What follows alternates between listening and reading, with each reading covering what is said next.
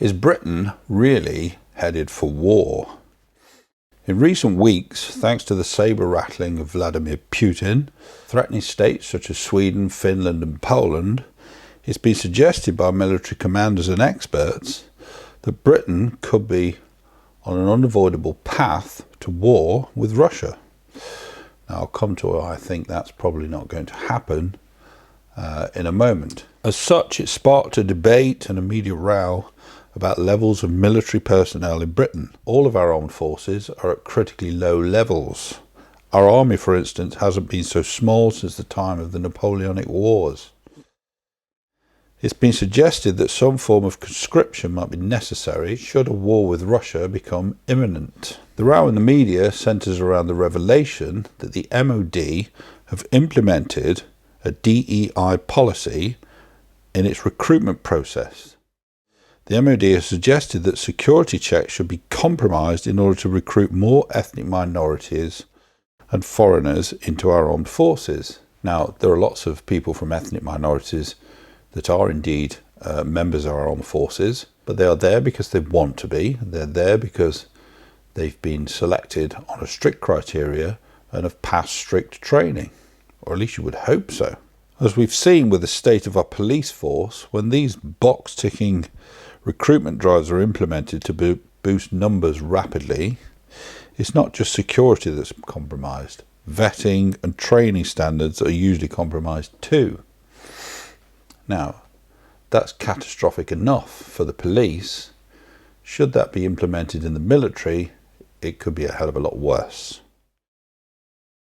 My guess, though, is that should we end up in a situation where we're at war with Russia in Europe, it will be the usual demographic that will be conscripted en masse to be sent as tank fodder to fight the Russians.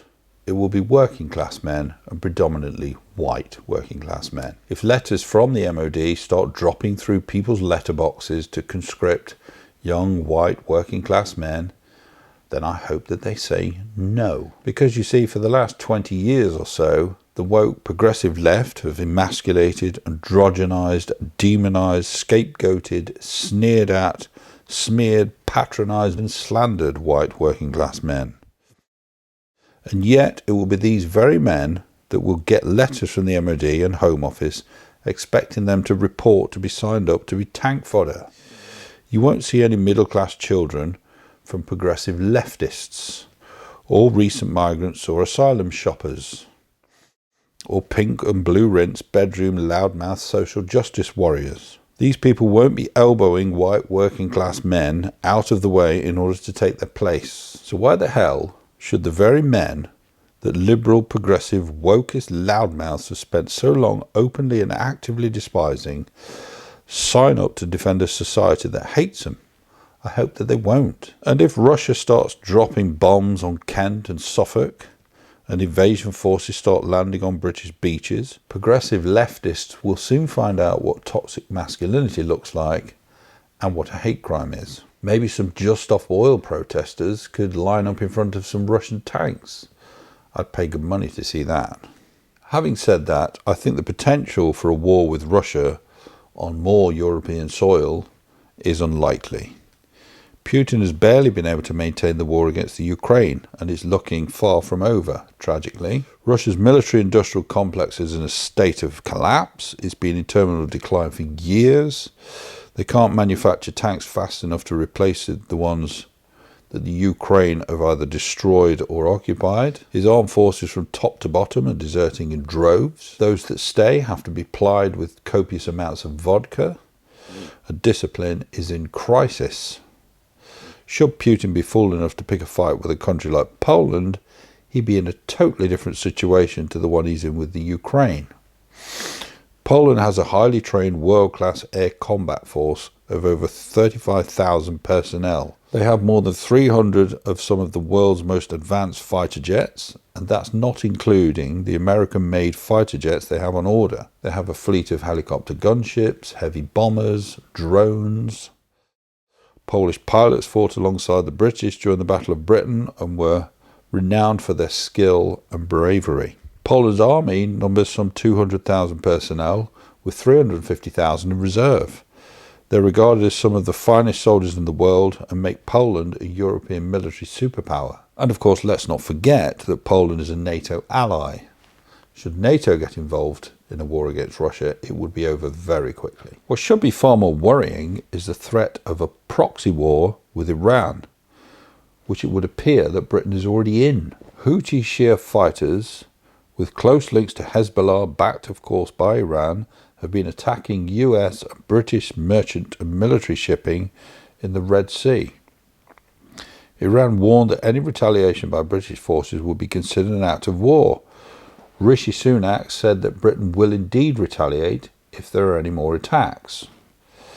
Iran doesn't need to send an invasion force like Russia would need to. They're already here. We've been importing them for the last 20 years.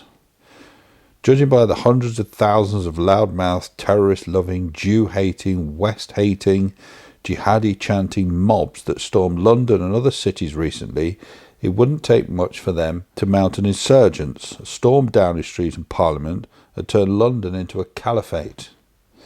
You may think that's a wild exaggeration. Well, who would stop them? The police? They stood by and did nothing while these people called for global jihad against Jews, global intifada against Jews, and the genocide of Jews in their own state. That's what from the river to the sea means. The British police used to be quite effective at handling large mobs and violent protests. They used to be able to disperse them quickly and effectively. I seem to remember they would use water cannon, they would use tear gas. Nowadays they resemble a bunch of hapless traffic wardens, retreating to safety whilst allowing mass mobs to simply do as they please. Would the general public be likely to stop them? Well, hardly. They spent 18 months cowering behind their front doors from a virus that was harmless to over 99% of people. So no, I don't think that would happen. Could an Iranian-backed insurgency in this country be armed and financed? Well, I think they could easily be armed and financed. If tens of thousands of predominantly young men can turn up on our southern beaches and simply disappear, which the Home Office have admitted that they have, then it wouldn't take well-organised arms traffickers to get weapons into Britain. We've now become a retirement home for former Hamas leaders and wanted jihadists from around the world, so it wouldn't be difficult to funnel finance through those people. Meanwhile, the woke left, supported by politicians, high-level police chiefs, social justice lawyers and judges, have not only allowed the mass importation of people that hate us and wish us harm, they applaud and celebrate it. So, is Britain heading for war? Probably.